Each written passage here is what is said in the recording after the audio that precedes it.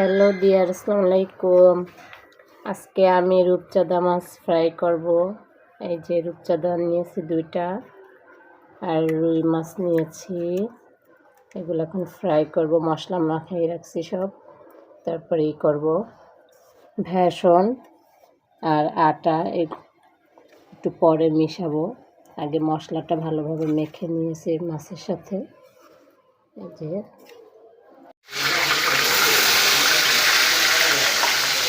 দেখেন ফ্রাই হইতেছে রূপচাঁদা মাছ। কে খাবেন, ঠিক আছে। হ্যালো ডিয়ার, এই দেখেন আমার মাছ ফ্রাই হয়ে গেছে, রূপচাঁদা মাছ আর রুই মাছ। এই যে টেস্ট করব।